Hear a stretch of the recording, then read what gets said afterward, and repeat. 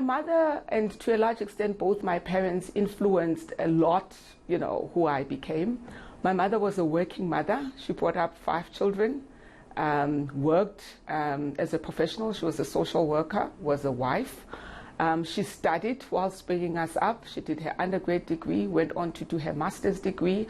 So if there's anything I've learned from her is that you can play all of these roles and actually still do fairly well in all of them. Did you ever think that you would be where you are today, a deputy CEO of one of the 4 major banks in South Africa? Did you ever dream of this kind of a job?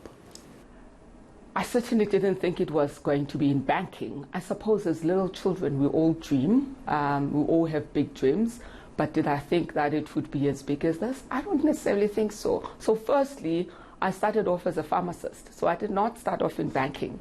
And so if you had asked me, even after I completed pharmacy, if I would ever work for a bank, I would have said, you must be dreaming. So I think the lesson learned here for everyone is that anything's possible. And actually, careers unfold.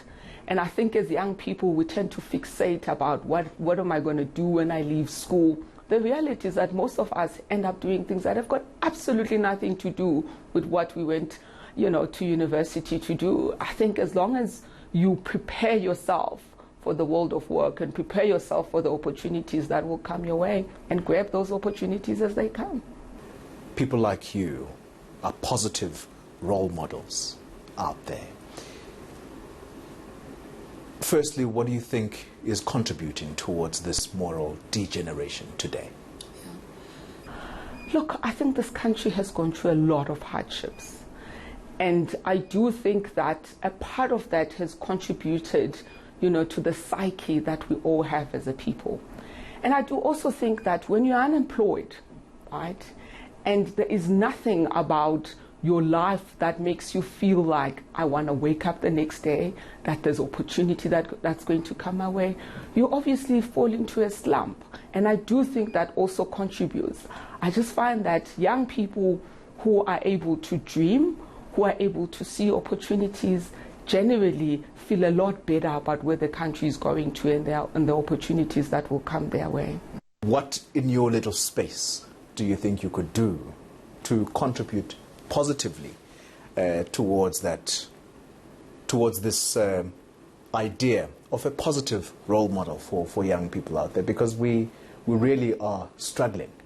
All of us have a major role to play, Xoli, whether it's in me, Bongiwe, in my personal capacity, or whether it's in my role as, the Deputy CEO of Retail and Business Bank.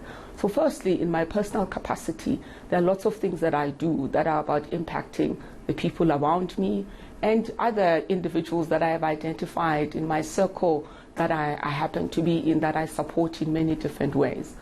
But also, it's amazing what the impact is on the people that form part of ABSA, right?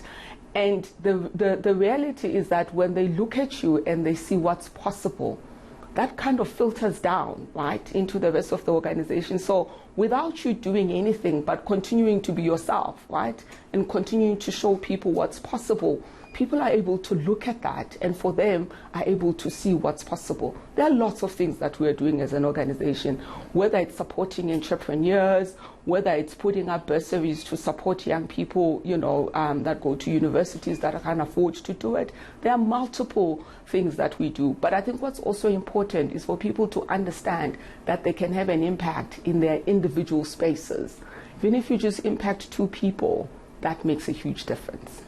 You're a female leader in a massive organization. That's going to talk to your strength of character.